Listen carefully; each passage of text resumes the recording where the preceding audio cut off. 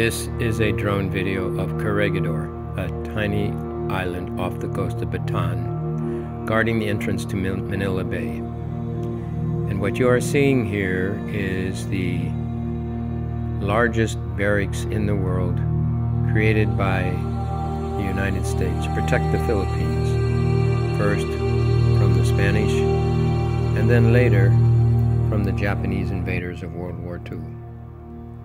These barracks were bombed incessantly by the Japanese in World War II, sometimes as many as 16,000 bombs per day. On the island, all vegetation was gone, and all there was a rock and demolished barracks. The Americans and their Filipino compatriots held out for 5 months. The Japanese soldiers were ordered to take Philippines in 2 months, but because of Corregidor and the courage of these men, it took 5.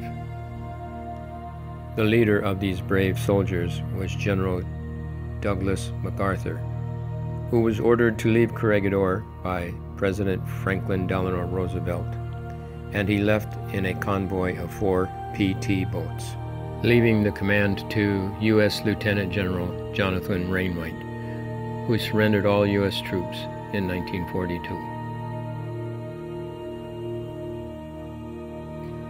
Down this road is a tunnel where 13,000 men and 100 brave female nurses held out until they surrendered to the Japanese.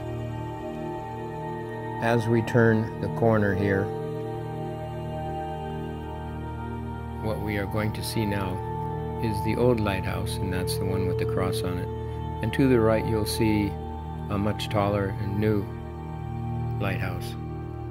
And this whole area became vacant when the soldiers and nurses went down into the tunnel and were hit with one of the most fierce bombardments in the history of World War II.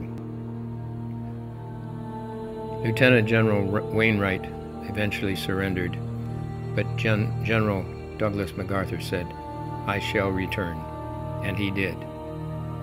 3 years later, quickly taking Corregidor back from the Japanese.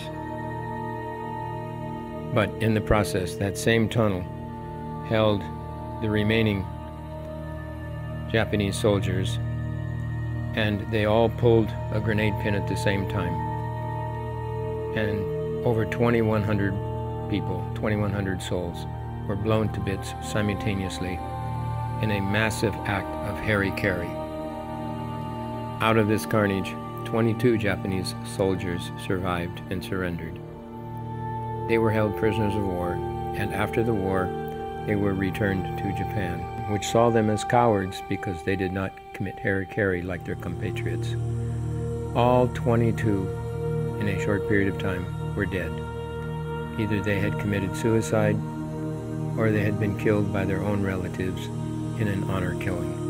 This is the tragedy of war, and we can only hope violence of this magnitude will never happen again.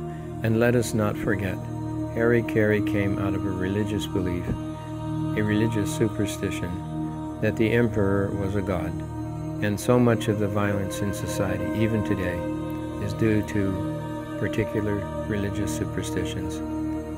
We can only hope that this will end and that we can have peace in the world.